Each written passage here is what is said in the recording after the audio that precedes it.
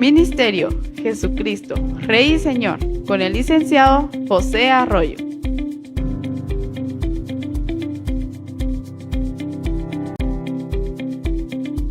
Ya viene.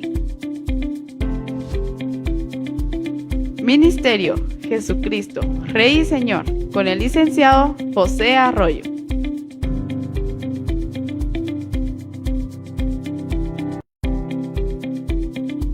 Ya viene.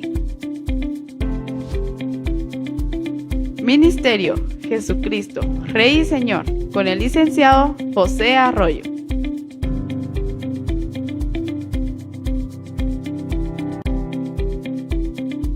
Ya viene. Ministerio Jesucristo, Rey y Señor, con el licenciado José Arroyo.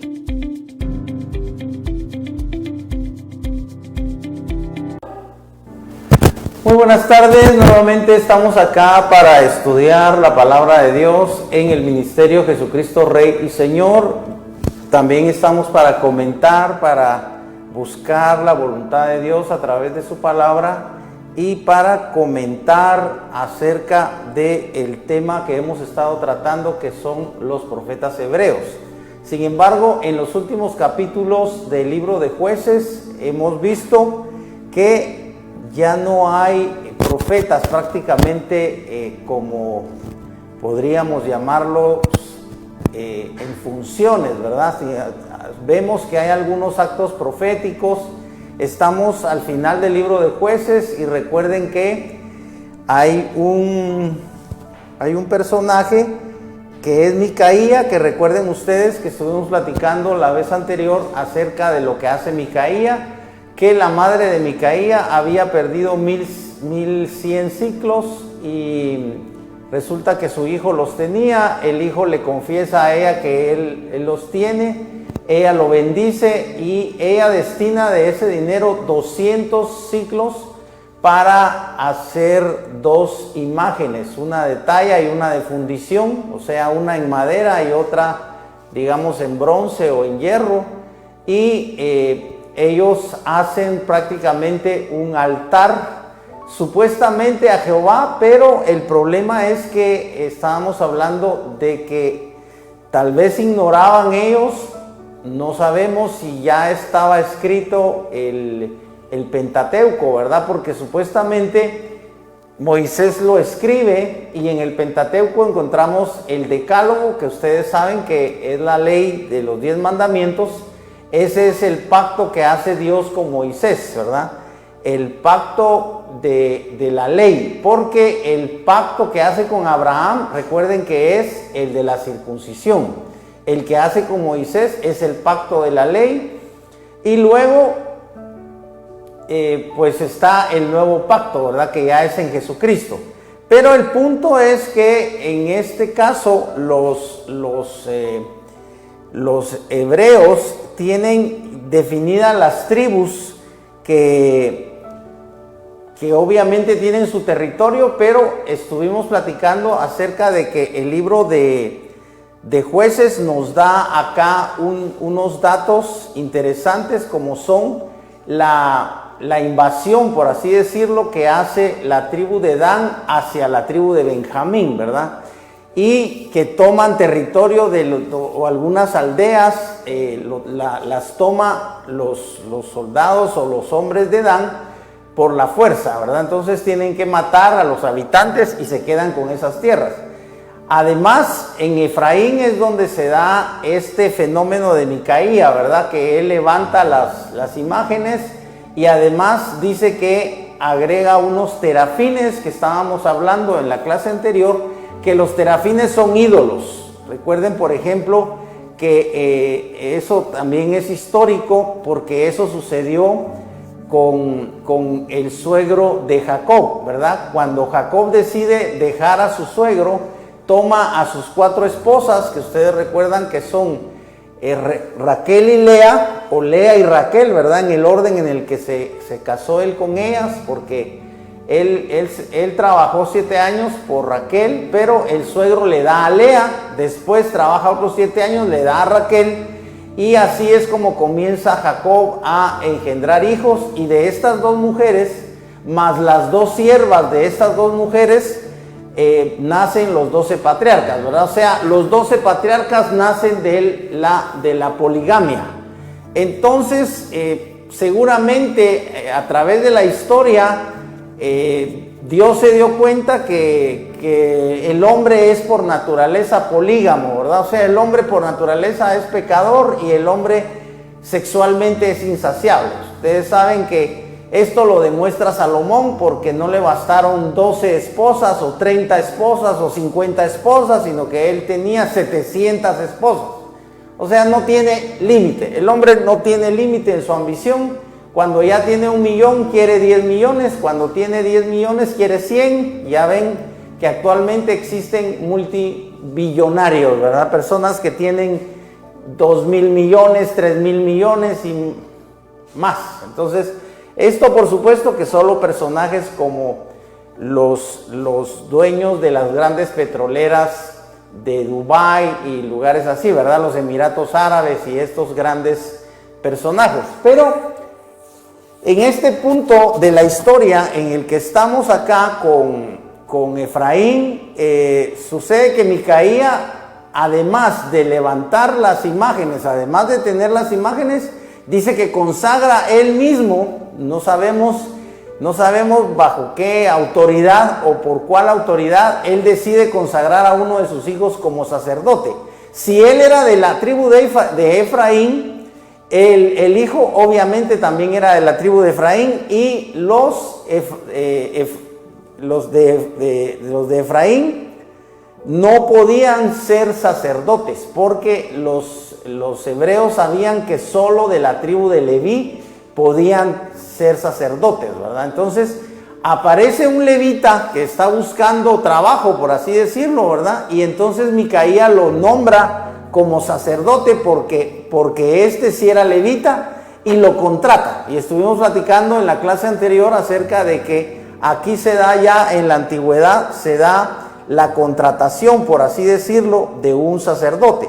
Entonces resulta que también los de Dan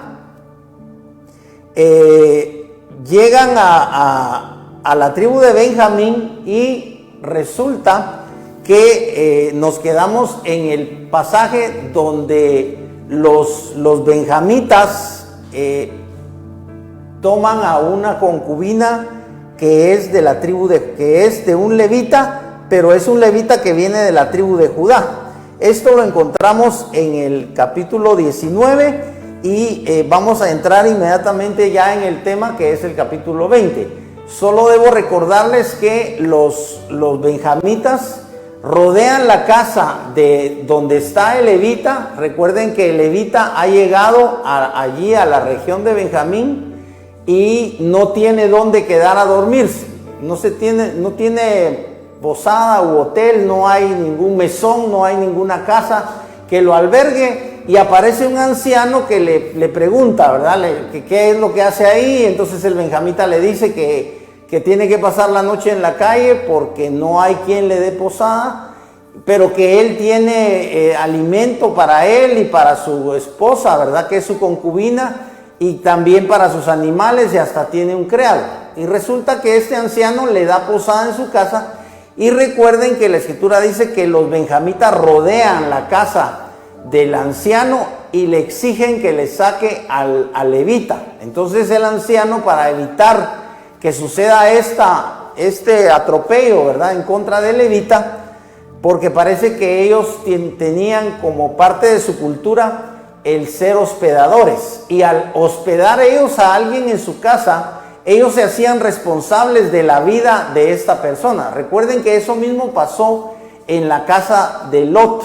Recuerden que Abraham intercede ante Dios, porque Dios le cuenta a Abraham que va a destruir Sodoma y Gomorra, porque Sodoma y Gomorra ya son ciudades corruptas completamente. Estaba escuchando que en Sodoma era tal la corrupción que a los varones desde niños los utilizaban sexualmente, o sea, los entrenaban para que ellos pudieran prostituirse desde pequeños. O sea, ya cuando llegaban a la adolescencia, ellos ya se prostituían, ¿verdad? Porque era tal la corrupción en Sodoma y Gomorra, que recuerden que cuando Abraham platica con Dios y le pide que tenga misericordia y que no mate a los sodomitas, ¿verdad? Porque tal vez habrá 50 justos.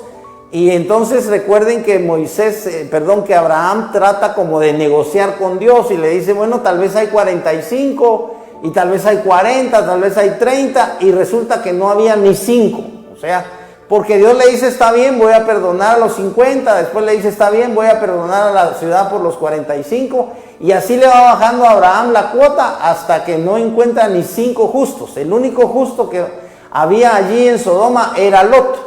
Entonces recuerden ustedes que llegan los 2 ángeles de parte de Dios a la ciudad de Sodoma y posan en la casa de Lot. Pero los ángeles llegan seguramente con cuerpo humano, o sea, como si fueran hombres. Pero como eran ángeles, seguramente eran físicamente muy bellos, o sea, como decimos, eran muy guapos. Y los sodomitas, como ustedes saben, eran en su mayoría tal vez totalmente homosexuales todos, y resulta que es ahí donde le exigen a Lot que saque a los ángeles, porque ellos quieren tener relaciones con los ángeles. Y recuerden que los ángeles cegan a todos los hombres, ya no pueden ver y ya no pueden encontrar la casa. Y después ustedes saben que Lot sale de allí y los ángeles destruyen completamente Sodoma y Gomorra. Entonces, esto mismo más o menos pasó con este anciano, que él se negó a entregar a este levita a los benjamitas, y lo que les dice es que, les dice, yo tengo una hija que es virgen, ¿verdad? Es adolescente y es virgen, y se las voy a entregar para que ustedes hagan lo que quieran con ella, y les voy a entregar también a la mujer del levita. O sea que en lugar de levita, para que no tocaran a levita, porque no sabía él qué le iban a hacer, lo iban a matar o le iban a hacer algo peor, entregan a la señorita, a la hija del anciano, y también entregan a la concubina. Recuerden que parece que vimos en la clase anterior, lo leí yo, que ellos violan a la concubina, pero la violan de una forma tan terrible que la asesinan, ¿verdad? Entonces al día siguiente, recuerden que lo que hace el levita es que se la lleva, y cuando ya llega el levita a su casa, por así decirlo, él la descuartiza, porque como la concubina murió, ¿verdad? Porque fue violada de una forma brutal y la asesinaron. Entonces él la descuartiza, y recuerden que él envía los 12 pedazos a las 12 tribus de Israel, y entonces se reúne todo Israel en contra de los benjamitas. Y ahorita estamos por terminar esta historia en el capítulo 20. Dice en el 19, 25 y 26 es donde los benjamitas abusan de la concubina. Ahora, en lo que estamos hablando de que el levita descuartiza a su mujer, eso aparece en el capítulo 19, verso 29 y 30. Ahora vienen los de Israel e interrogan, aquí en el capítulo 20 y verso 13 en adelante, que es donde vamos a leer, interrogan a levita. Le dice, y los hijos de Benjamín oyeron que los hijos de Israel habían subido a Mizpa, y dijeron los hijos de Israel, decid cómo fue esta maldad. Verso 4, entonces el varón levita, marido de la mujer muerta, respondió y dijo, yo llegué a Gabaa de Benjamín con mi concubina para pasar allí la noche, y levantándose contra mí los de Gabaa, rodearon contra mí la casa por la noche con idea de matarme, y a mi concubina la humillaron de tal manera que murió. Entonces tomando mi concubina, la corté en pedazos y la envié por todo el territorio de la posesión de Israel, por cuanto han hecho esta maldad y crimen en Israel. Verso 7, he aquí todos vosotros sois hijos de Israel, dad aquí vuestro parecer y consejo. Entonces se dan cuenta que el levita acusa a los de Benjamín que ellos fueron los que violaron y asesinaron a su mujer, que era su concubina, y resulta que a raíz de eso se va a provocar la guerra civil, porque todos van a pelear contra los de Benjamín. Entonces ahora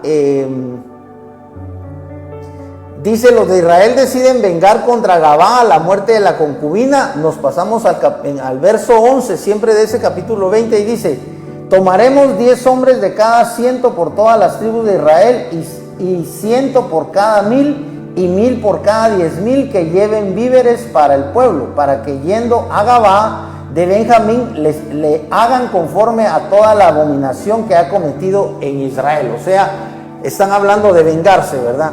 Verso 11, y se juntaron todos los hombres de Israel contra la ciudad, ligados como un solo hombre. ¿Se fijan? Entonces ellos se unen para destruir a los de Benjamín por esta maldad que hicieron, porque ellos, los de Benjamín, actuaron realmente no como israelitas, no como pueblo de Dios, no como personas que conocen o que han oído la ley de Dios, sino completamente como impíos, ¿verdad? Como bárbaros. Recuerden que ese fue el nombre que le dieron los romanos a todas las tribus de hombres que empezaron a invadir Roma. Los llamaron bárbaros porque no hablaban el idioma, obviamente, de los romanos, ¿verdad? Que es el latín. Entonces vamos al verso 12.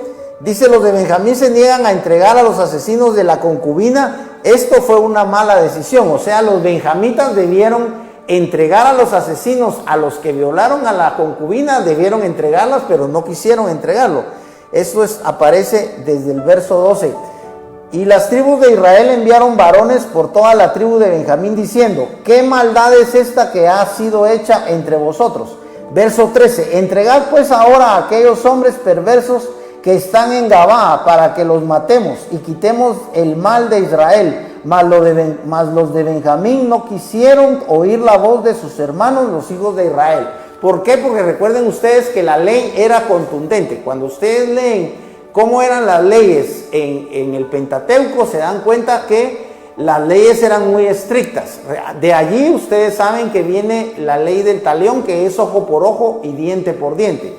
O sea, en ese tiempo, si tú le sacabas el ojo a alguien, a ti te sacaban el ojo. Y si tú le rompías, le botabas un diente a alguien, te tenían que botar a ti un diente. Entonces, mano por mano y pie por pie. Si tú le cortabas la mano a alguien, te cortaban la mano. Y si tú le cortabas el pie a alguien, te cortaban el pie. Entonces, era muy delicado. Recuerden que incluso como estaba el mandamiento de honrar a padre y madre, es un mandamiento y es un mandamiento vigente. Lo que pasa es que los hijos actualmente ignoran ese mandamiento, e incluso cuando lo escuchan de sus padres o cuando lo escuchan de alguna fuente, ¿verdad?, bíblica, que les dicen que deben honrar a sus padres y a su madre, o a su papá y a su mamá, ellos lo ignoran. Y ya sabemos que hay hijos malagradecidos, hay hijos que son rebeldes, hay hijos que cuando sus padres ya son ancianos incluso les pegan, los tratan mal,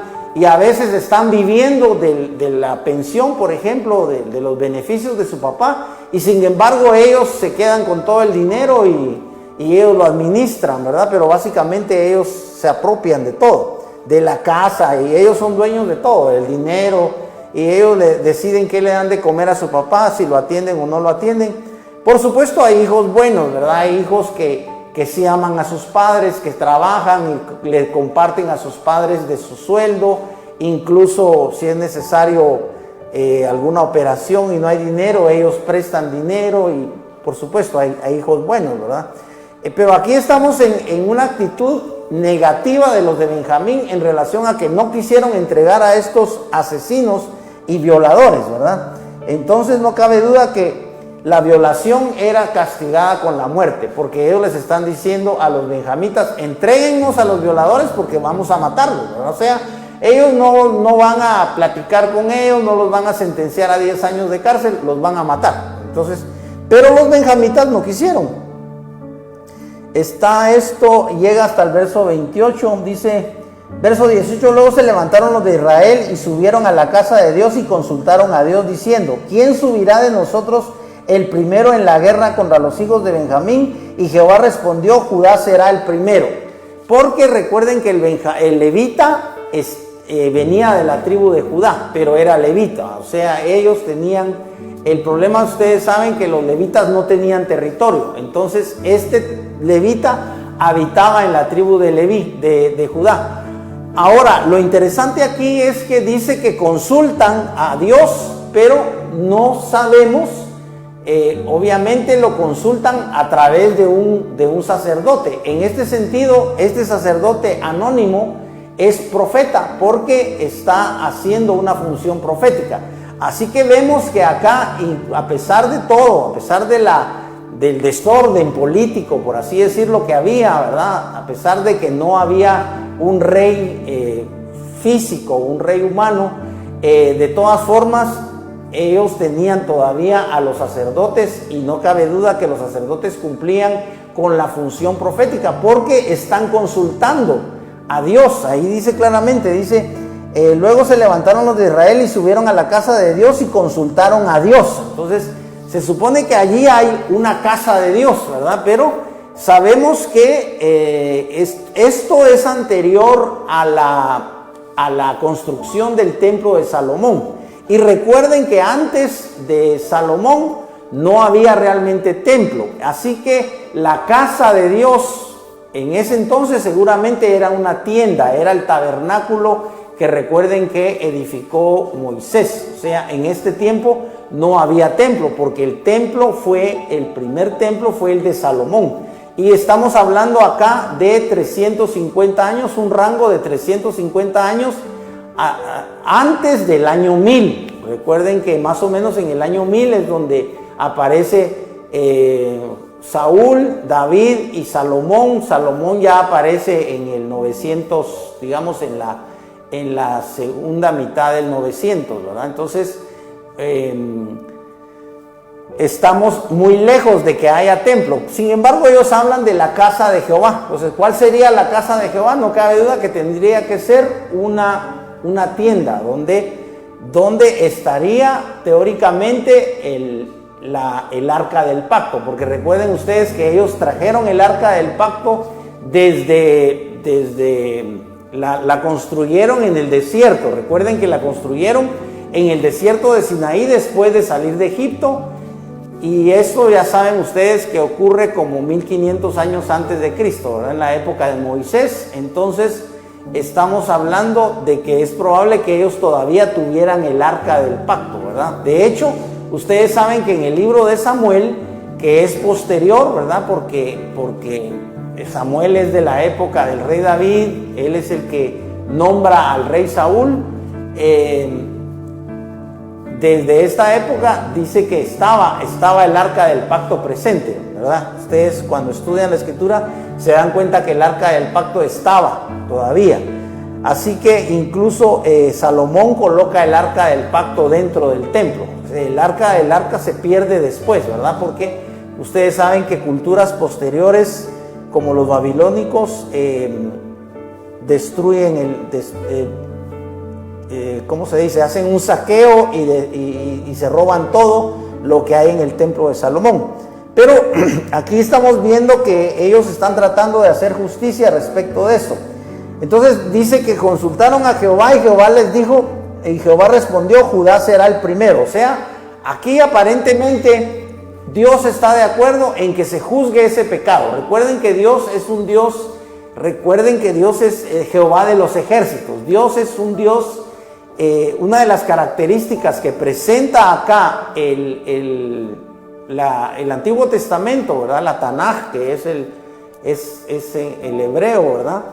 El Antiguo Testamento está en hebreo, y una de las características que tenemos que reconocer acá de Dios es que Dios es un Dios guerrero. ¿Por qué? Porque Dios es el que pelea contra Faraón a través de las pestes o a través de los juicios, de las plagas, y también Dios es el que introduce al pueblo a la tierra prometida a través de Josué. Y recuerden que Josué es el primer general, porque Josué pelea contra todos los que habitan en la tierra prometida, que es Canaán, ¿verdad? Que es la actual Palestina. Y todo el tiempo de la vida de Josué, recuerden que fue de batallas. Así que parece que son unos 40 años también de pelea que Josué tiene que realizar para que se pueda establecer el pueblo, porque tienen que tomar diferentes ciudades. Recuerden que, por ejemplo, Josué comienza con Jericó, y ustedes ya saben la historia, cómo se derrumban los muros, etc. Volvamos acá, y estamos en el verso 20, estamos en el capítulo 20, y salieron los hijos de Israel a combatir. Fíjense bien, estamos hablando de guerra, estamos hablando de guerra civil. Salieron los hijos de Israel a combatir contra Benjamín, y los varones de Israel ordenaron la batalla contra ellos junto a Gabá. Y saliendo entonces de Gabá los hijos de Benjamín, derribaron por tierra aquel día 22,000 hombres de los hijos de Israel. Si se dan cuenta, los benjamitas no son tan fáciles de derrotar. Pero vamos a ver aquí qué pasa. 22, mas reanimándose el pueblo, los varones de Israel volvieron a ordenar la batalla en el mismo lugar donde la habían ordenado el primer día, porque los hijos de Israel subieron y lloraron delante de Jehová hasta la noche y consultaron a Jehová. Fíjense bien qué interesante, vuelven a consultar a Jehová, diciendo: volveremos a pelear con los hijos de Benjamín, nuestros hermanos. Y Jehová les respondió: subid contra ellos. Por lo cual se acercaron los hijos de Israel contra los hijos de Benjamín el segundo día, y aquel segundo día, saliendo Benjamín de Gabá contra ellos, derribaron por tierra otros 18,000 hombres de los hijos de Israel, todos los cuales sacaban espada. Imagínense, primero destruyen o matan a, vamos a ver, primero matan, creo que fue 18,000, la segunda vez fueron 18,000, pero la primera vez son, dice, sí, 22,000, sí, pues 22,000 más 18,000 son 40,000, ¿verdad? Son 22, sí, 20, 40, son 40,000, mataron 40,000. Imagínense, con los de Benjamín aparentemente estaban venciendo, y aquel segundo día salieron Benjamín, mataron 18,000. 26, entonces subieron todos los hijos de Israel y todo el pueblo, y vinieron a la casa de Dios y lloraron, y se sentaron allí en presencia de Jehová, y ayunaron aquel día hasta la noche, y ofrecieron holocaustos y ofrendas de paz delante de Jehová. O sea que estamos viendo que ellos tenían culto, entre comillas, ¿verdad? Tenían relación con Dios a través de los sacerdotes, seguramente, ¿verdad? Y la casa de Jehová, como estamos diciendo, era el tabernáculo. No había templo, en ese tiempo no había templo. Dice: y los hijos de Israel preguntaron a Jehová, pues el arca del pacto de Dios estaba allí en aquellos días. ¿Se dan cuenta lo que les estaba diciendo yo? Estaba el arca del pacto, y si estaba el arca del pacto, aunque estuviera en una tienda, automáticamente estaba Jehová allí, porque recuerden que el arca simbolizaba la presencia de Dios, y ese arca para ellos es sagrada, o era sagrada, ¿verdad? Porque el arca desapareció. Ahora dice: y Finés, hijo de Eleazar, hijo de Aarón, ministraba delante de ella en aquellos días. ¿Se dan cuenta? Y dijeron: volveremos aún a salir contra los hijos de Benjamín, nuestros hermanos, para pelear, y desistiremos. Y Jehová dijo: subid, porque mañana yo os entregaré. Y puso Israel emboscadas alrededor de Gabá, subiendo entonces los hijos de Israel contra los hijos de Benjamín el tercer día, ordenando la batalla delante de Gabá como las otras veces. Y salieron los de Benjamín al encuentro del pueblo, alejándose de la ciudad, y comenzaron a herir a algunos del pueblo, matándolos como las otras veces por los caminos, unos de los cuales sube a Betel y otro a Gabá en el campo, y mataron unos 30 hombres de Israel. Esta vez mataron muy pocos, ¿verdad? Y los hijos de Benjamín decían: vencidos son delante de nosotros como antes. Mas los hijos de Israel decían: y huiremos y los alejaremos de la ciudad tras los caminos. Ese era el plan que tenían los de Israel, ¿verdad? Y vinieron contra Gabá 10,000 hombres escogidos de todo Israel, y la batalla arreciaba, mas ellos no sabían que ya el desastre se acercaba a ellos. Y derrotó Jehová a Benjamín delante de Israel, y mataron los hijos de Israel aquel día a 25,100 hombres de Benjamín, todos los cuales sacaban espada. O sea, se imaginan que hasta después de la batalla incluso contaron a los muertos, porque aquí nos están dando un dato exacto de cuántos murieron. Y vieron los hijos de Benjamín que eran derrotados, y los hijos de Israel cedieron campo a Benjamín, porque estaban confiados en las emboscadas que habían puesto detrás de Gabá. Y los hombres de las emboscadas acometieron prontamente a Gabá y avanzaron e hirieron a filo de espada a toda la ciudad. Y era la señal concertada entre los hombres de Israel y las emboscadas que hicieron subir una gran humareda de la ciudad. O sea, ellos hicieron alejar a los benjamitas de la ciudad porque ellos ya tenían emboscadas y quemaron la ciudad. Así fue como Benjamín perdió la batalla. Dice, ellos reciben 2 derrotas, ¿verdad? Porque primero dice que Dios permitió que murieran 25,000 y aparte de eso quemaron la ciudad. Esas fueron las 2 derrotas que recibieron los benjamitas.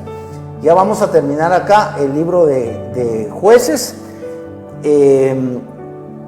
Ahora Israel llora por Benjamín en el capítulo 21.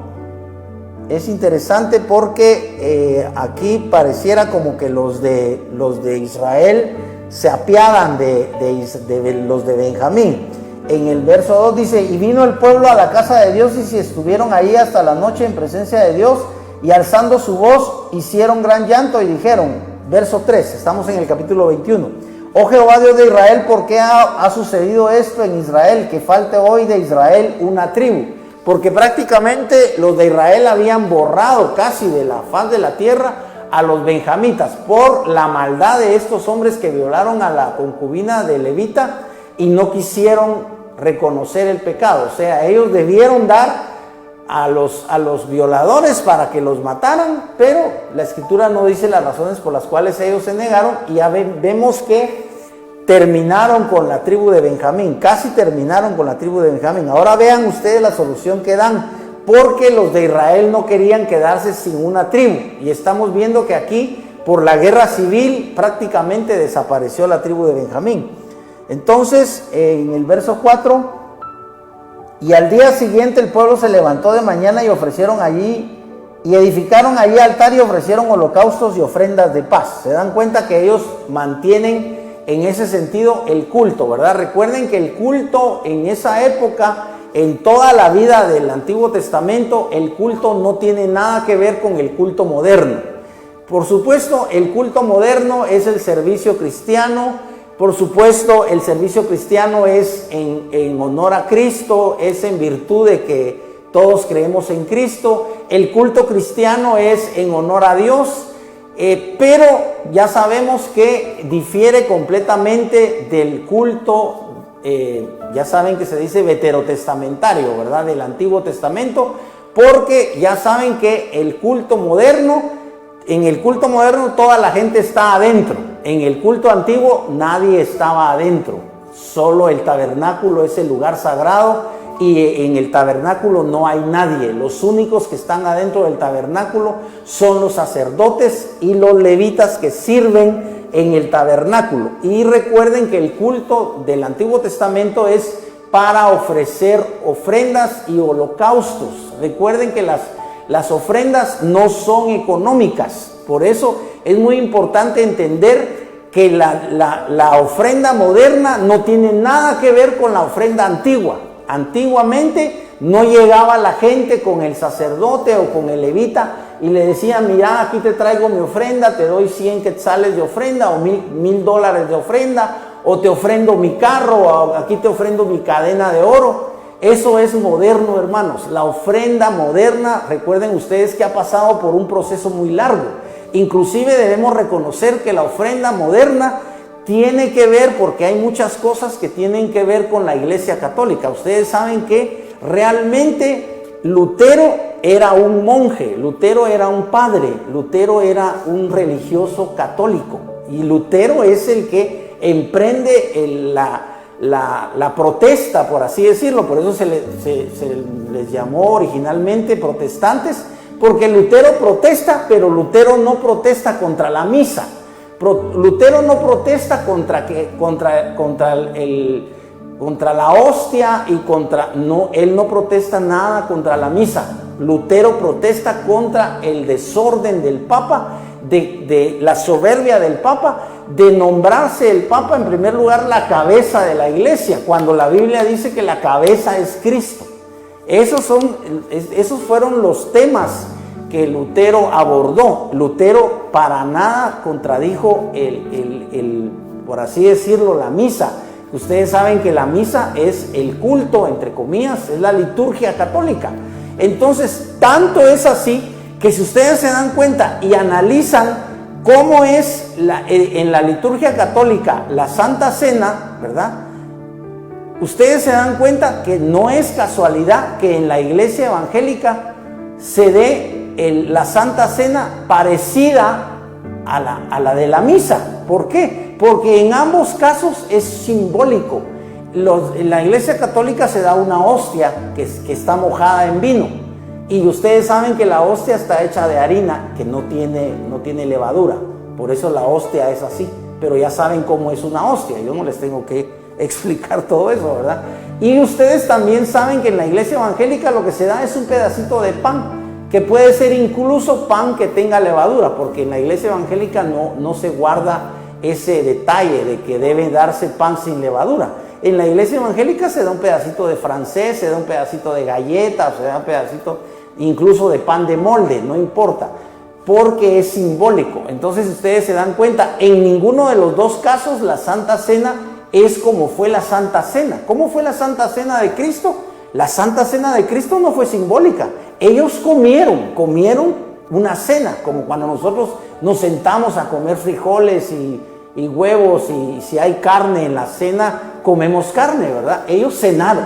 La Santa Cena de Cristo no fue una cena simbólica, fue una cena literal. Pero por razones históricas, en la iglesia ya no es literal, en la iglesia es simbólica.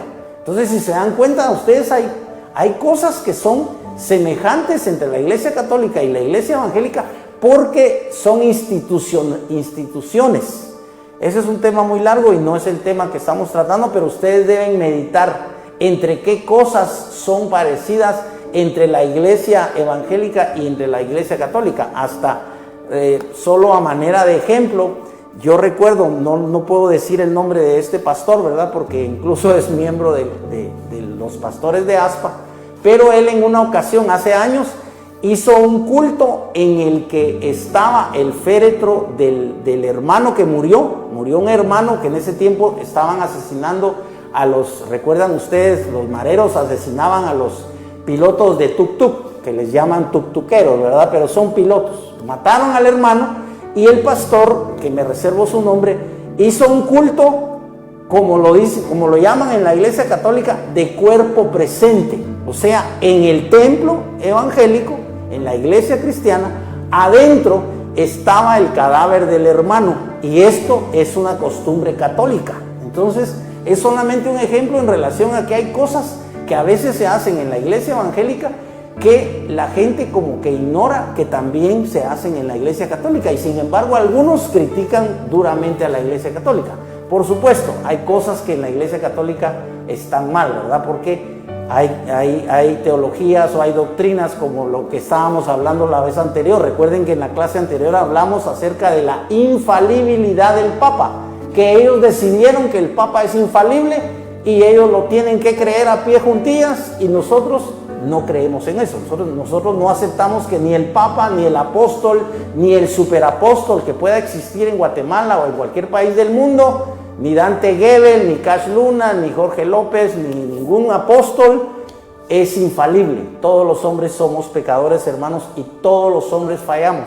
Pablo dice: huid de las pasiones juveniles. Y recuerden que el apóstol Pablo se declara él mismo en un momento en el que ya es el apóstol Pablo, en un momento en el que él ya ha escrito las cartas, en un momento en el que él ha dicho: imítenme a mí como yo imito a Cristo. En ese momento él dice: yo soy el primero de los pecadores. Así que, hermanos, los primeros pecadores, como Pablo se declara primer pecador, los primeros pecadores son los apóstoles guatemaltecos y los apóstoles de todo el mundo. También los pastores son los primeros pecadores. ¿Por qué? Porque Pablo se declaró el primer pecador. Y recuerden lo que dijo Cristo: si alguno quiere ser superior, hágase siervo de los demás. Ese es el concepto de Cristo. O sea, nosotros debemos conocer el evangelio tal cual es. ¿Cuál es el evangelio? El evangelio es lo que Cristo dijo. Cristo dijo, a nadie llamen Padre. Eso lo dijo Cristo, hermanos, y así debería ser. Pero ¿qué pasa en alguna iglesia, que también me reservo el nombre, con algún apóstol, que también me reservo el nombre, que en su iglesia, como él es el apóstol, él obliga a todos sus pastores a que lo reconozcan como el Padre? Y él es el apóstol, es un hombre de carne y hueso, que comete errores, y él hace que le digan que es el Padre espiritual. Hermanos, Cristo fue el que dijo, a nadie llamen Padre, y lo dijo Cristo. Pero esa es la realidad que vivimos, hermanos. Así que no nos asombremos de que ocurran otras cosas peores, pero es solamente un ejemplo para que ustedes vean que este problema de la corrupción que se dio en la tribu de Benjamín es un problema que se sigue dando, solo que a otro nivel, ¿verdad? Bien, entonces parece que ya se nos está terminando el tiempo, pero ya vamos a terminar acá. Estamos leyendo que ellos ofrecieron una ofrenda, y ahora miren la solución que le dan en el verso 10. Entonces la congregación envió allá a 12,000 hombres de los más valientes, y les mandaron, diciendo, id y herid a filo de espada a los moradores de Jabes Galaad. O sea, voy a tener que, en el verso 8, para que ustedes comprendan el contexto. Y dijeron, ¿hay alguno de la tribu de Israel que no haya subido a Jehová en Mizpa? Y hallaron que ninguno de Jabes Galaad había venido al campamento a la reunión. O sea, había un pueblo que se llama Jabes Galaad, que estaba cercano a Galaad, que también eran benjamitas, pero que no participaron en la batalla. Entonces, como no participaron en la batalla, no murieron, pero eran benjamitas. Entonces, miren lo que están haciendo aquí los de Israel. Verso 9, porque fue contado el pueblo, y no hubo allí varón de los moradores de Jabes Galaad. Entonces, verso 10, los de la congregación envió allá a 12,000 hombres de los más valientes, y les mandaron diciendo, id y herid a filo de espada a los moradores de Jabes Galaad con las mujeres y niños. Fíjense bien, pero haréis de esta manera, mataréis a todo varón y a toda mujer que haya conocido ayuntamiento de varón. O sea, tenían que matar a los hombres y a las mujeres que ya estaban casados, o que ya eran maduros, que ya habían tenido relaciones sexuales. Solo tenían que perdonar a las vírgenes. Miren lo que dice el verso 12. Y hallaron de los moradores de Jabes Galaad 400 doncellas que no habían conocido ayuntamiento de varón, y las trajeron al campamento en Silo, que está en la tierra de Canaán. 13. Toda la congregación envió luego a hablar a los hijos de Benjamín que estaban en la peña de Rimón, y los llamaron en paz. Porque lo que ellos querían era que no desapareciera la tribu de Benjamín, y la única forma era que los pocos hombres que habían quedado vivos de Benjamín tuvieran esposa, y obviamente engendraran más hijos, y esos se convirtieran en benjamitas en el futuro, para que no desapareciera la tribu de Benjamín. Y el pueblo tuvo compasión de Benjamín, porque Jehová había abierto una brecha entre las tribus de Israel. Entonces los ancianos de la congregación dijeron, ¿qué haremos respecto de mujeres para los que han quedado? Porque fueron muertas las mujeres de Benjamín. Y dijeron, tenga Benjamín herencia en los que han escapado, y no sea exterminada una tribu de Israel. Pero nosotros no les podemos dar mujeres de nuestras hijas, porque los hijos de Israel han jurado diciendo, maldito el que diere mujer a los benjamitas. O sea, los benjamitas tenían que tener por esposa a una benjamita, no podían tener por esposa a una de la tribu de Dan, o a una de la tribu de Judá, o a cualesquiera otras tribus. Solo tenían derecho a tener mujer de Benjamín. Dice, ahora bien, dijeron, he aquí, cada año hay fiesta solemne de Jehová en Silo, que está al norte de Betel, y al lado oriental del campo que sube de Betel a Siquem, y al sur de Lebona. Y mandaron a los hijos de Benjamín diciendo, id y poned emboscadas a las viñas, y estad atentos, y cuando veáis salir a las hijas de Silo a bailar en coro, salid de las viñas, y arrebatad cada uno mujer para sí de las hijas de Silo, e idos a tierra de Benjamín. O sea que les están ordenando, o les están autorizando, que ellos pueden ir y robarse una mujer. Lo que pasa en Guatemala, ¿verdad? Que a veces se oye como chiste, que uno le dice a una mujer que es bonita, y le dice que se la va a robar, ¿verdad? Porque realmente en Guatemala también ha pasado eso, que alguien se enamora de una muchacha, y la muchacha es menor de edad, y lo que hace es que se la lleva. no le pide permiso al papá porque ya sabe que el papá le va a decir que no. Entonces se la roba, se la lleva.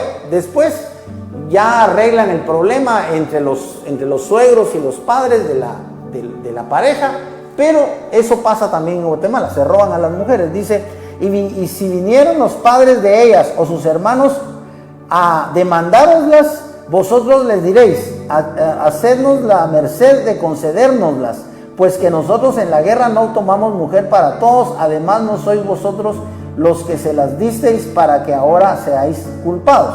Y los hijos de Benjamín lo hicieron así y tomaron mujeres conforme a su número, robándolas de entre las que danzaban, y se fueron y volvieron a su heredad y reedificaron las ciudades y habitaron en ellas. O sea, aquí vemos que termina definitivamente el problema. Ellos ya hicieron la guerra, mataron a la mayoría de los de Benjamín, y los que quedaron vivos, algunos les dan 400 doncellas, ¿verdad? 400 mujeres vírgenes, pero como hay más todavía, entonces les autorizan que se roben a otras mujeres con tal de que la tribu de Benjamín sea restaurada. Ya vamos a terminar, casi se nos acaba el tiempo, pero ahora entramos al libro de Ruth, porque estamos acá en el mismo tema de los profetas hebreos, pero nos corresponde el libro de Ruth. El libro de Ruth es un libro fabuloso que nos enseña mucho, y desde el primer capítulo y primer versículo nos habla acerca de lo que pasó con Noemí, ¿verdad? Porque el libro se llama Ruth, pero realmente habla de Noemí, porque recuerden que Ruth es moabita. Recuerden también ustedes que los amonitas y los moabitas son los descendientes de Lot, pero los descendientes que tiene Lot con sus hijas, porque recuerden que como solo sale Lot, su esposa y sus dos hijas de Sodoma, y la esposa de Lot ve hacia atrás y se queda convertida en sal, porque ya se lo había advertido el ángel.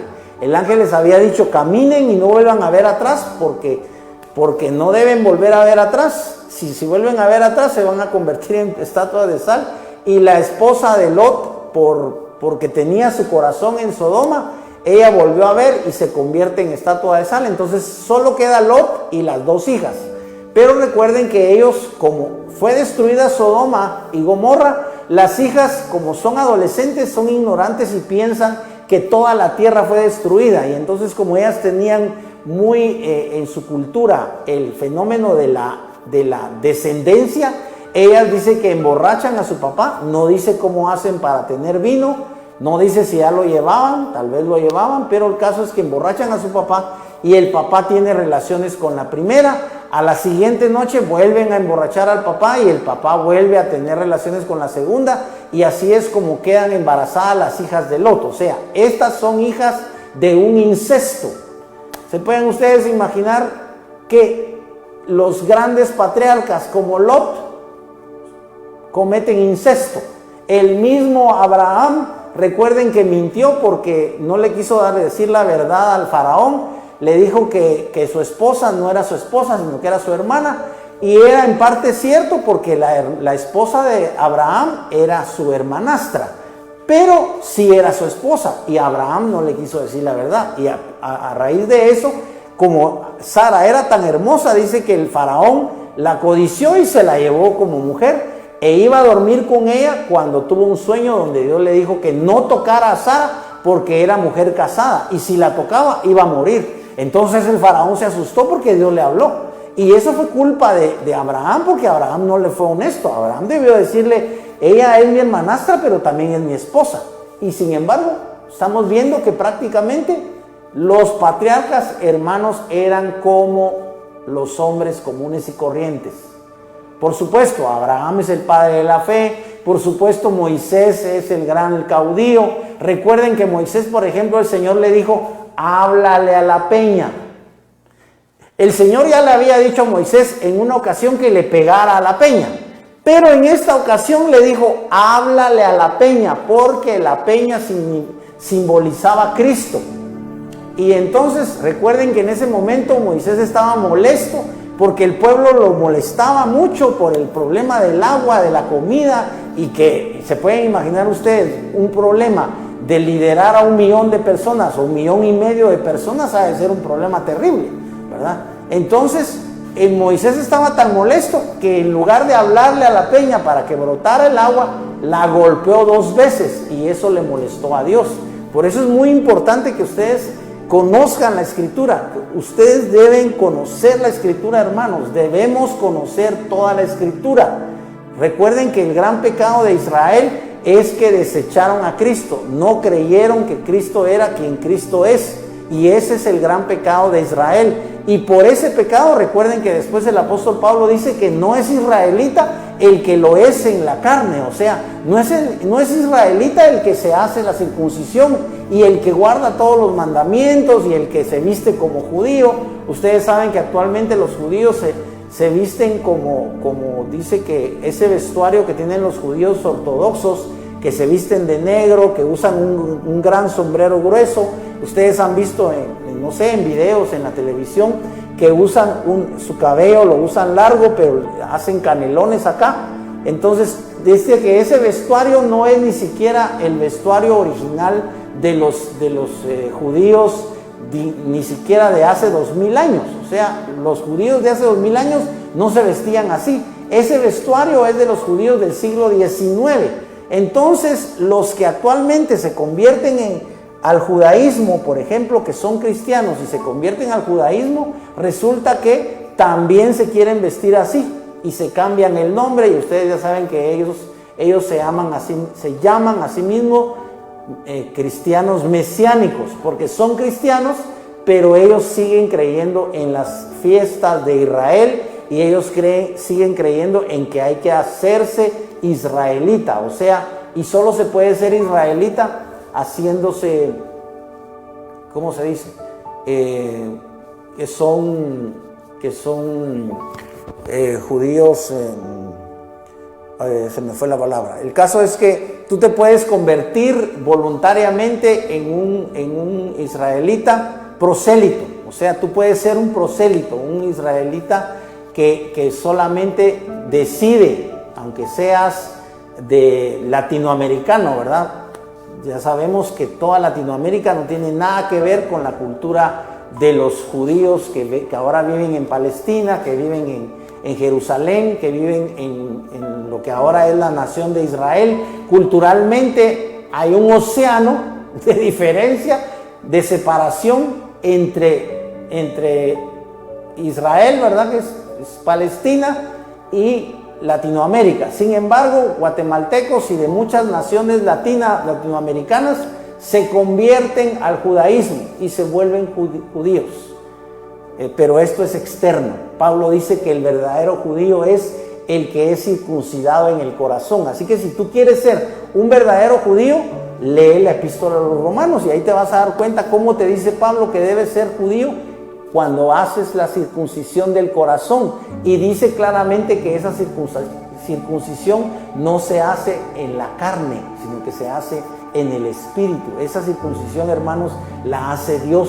Cuando tú te conviertes en un genuino hijo de Dios, Dios te engendra. Recuerda que esa es la esencia del evangelio. Dios te engendra por su divino espíritu, porque Dios es espíritu. El Espíritu Santo, bendito de Dios, es el que está en la tierra y es Dios personalmente, porque recuerda que Dios es uno. O sea, eso es el misterio de la Trinidad, ¿verdad? Que ustedes saben que esa teología que nosotros creemos como evangélicos es una teología católica. Esa teología es europea.